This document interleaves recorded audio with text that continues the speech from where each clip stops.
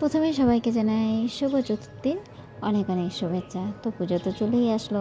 শিলিগুড়িতে কিন্তু মানুষের ঠাকুর দেখা শুরু করে দিয়েছে, কলকাতাতেও মানুষের ঠাকুর দেখা শুরু করে দিয়েছে। তো যাই হোক, আজকে চতুর্থী, আজকে আমরাও বেরিয়ে পড়লাম ঘোরার জন্যে।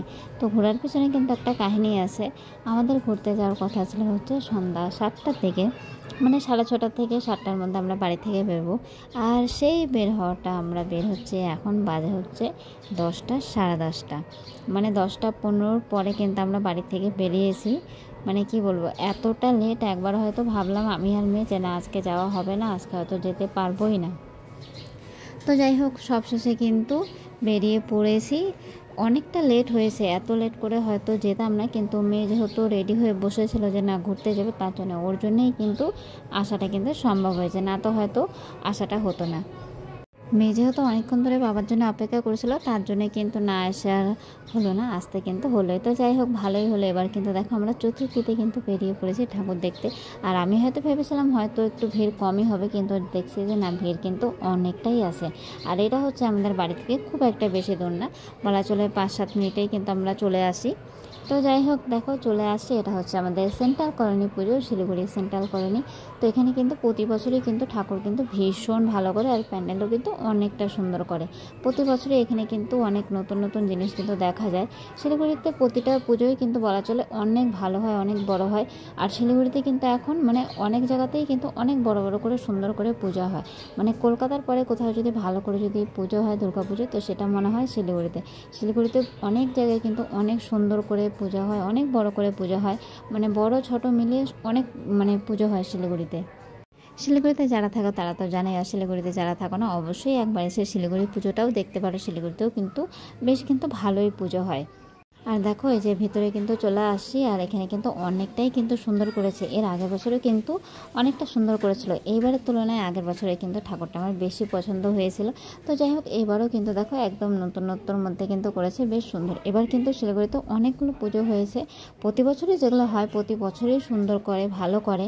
তো এবছরও কিন্তু মনে হয় যে না, তার থেকে হয়তো অনেকটা বেশি করেছে। দেখা যাক কতটা কি ঘুরতে যেতে পারছি। এখানে কি তোমরা অনেকেই জানো, গুড়ি একদম ছোটো, আর গুড়ি যেহেতু একদম রাত জাগতে পারে না, ওর 11টার মধ্যে কিন্তু ও কিন্তু ঘুমিয়ে পড়ে।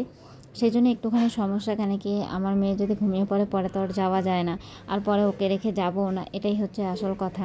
আর এদিকে দেখো মায়ের মুখটা কতটা সুন্দর লাগছে, কতটা ভালো লাগছে দেখতে।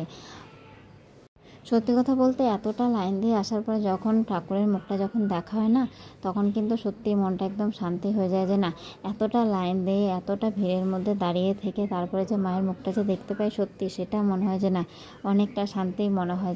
এতটা ভিড়ে কষ্ট করে লাইন দেওয়া, ঠেলাঠেলি, গরম, তার মাঝখানে যখন প্যান্ডেলের ভিতরে যখন এসে মায়ের মুখটা যখন দেখি, তখন মনে হয় যে না, সব কষ্ট কিন্তু দূর হয়ে যায় মায়ের মুখটা দেখলে। এতটা ভালো লাগে তখন, মনটা যে এত শান্তি লাগে।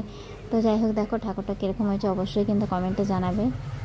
আমার কিন্তু বেশ কিন্তু ভালো লেগেছে, কি সুন্দর দেখো, সাদা শাড়ি, লাল পাড় দিয়ে পরেছে, অনেকটা কিন্তু ভালো লাগছে দেখতে। মায়ের মুখটা দেখেই যেন মনটা শান্তি হয়ে গেল। তো যাই হোক, দেখো এই যে আমরা 3 মূর্তি কিন্তু আজকে এসেছি, আর কেউ কিন্তু আসেনি।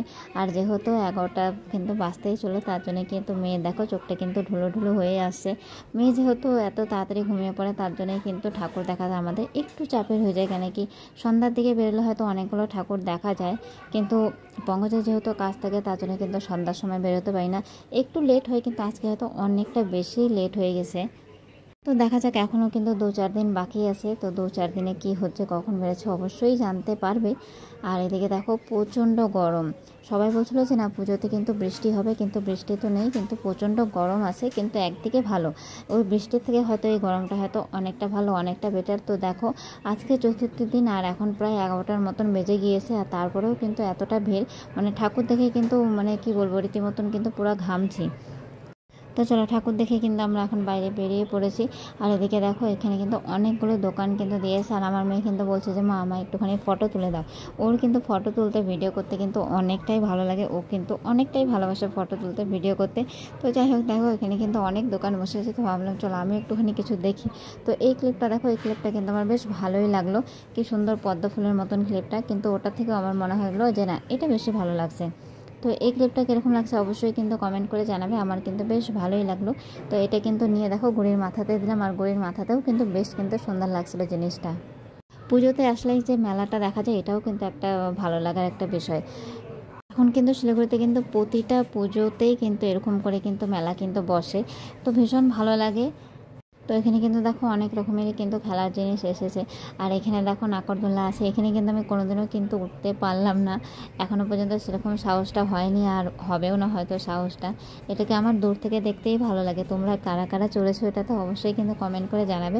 আমি চড়িনি, আর কারা কারা এখনও চড়তে পারোনি এটাতে আমার মতন, তারা কিন্তু অবশ্যই জানাবে, ঠিক আছে। আর দেখি যে কজন চড়েছে আর কজন চড়তে পারোনি। আর এদিকে দেখো এখন কিন্তু অনেকটাই একটুখানি ফাঁকা ফাঁকা হয়ে গেছে, কেন কি অনেকটাই রাত হয়ে গেছে। আর আমাকেও এখন কিন্তু ধমাধম করে কিন্তু বাড়ির দিকে রওনা দিতে হবে, কেন কি আমার মেয়ের কিন্তু ঘুম চলে আসছে, সেজন্য কিন্তু আর বেশিক্ষণ থাকা যাবে না। তো এখানে কিন্তু অল্প কিছু খাওয়া দাওয়া করে তারপরে কিন্তু দেখো মেয়ে কিন্তু হাতে একটা খেলনা নিয়েছে। তো জিনিসটা কিন্তু বেশ ভালো লাগলো, এর আগে কিন্তু এই জিনিসটা কিন্তু আমি দেখিনি। তো এই জিনিসটা একটুখানি নতুন নতুন লাগলো, তো এই জিনিসটা কিন্তু মেয়েরও আবার পছন্দ হলো, তার জন্য কিন্তু এটা নিয়ে এখন বাড়ির দিকে রওনা হয়েছি। তো চলো এখন বাড়িতে যাওয়া যাক। আজকের মতন ভিডিওটা এখানেই শেষ করলাম, আশা করি সবার খুব ভালো লাগবে। আর যদি ভালো লাগে থাকে অবশ্যই একটু লাইক কমেন্ট শেয়ার করে দিও। আর আগামী দিনগুলো কীরকম করে কাটাচ্ছি অবশ্যই কিন্তু জানাবো। আর তোমাদের সবার প্রিয়জনে খুব খুব খুব ভালো কাটুক, সুস্থ থাকো। আবার দেখা হবে অন্য কোনো ব্লগে। তো চলো এ পর্যন্তই আজকে, টাটা।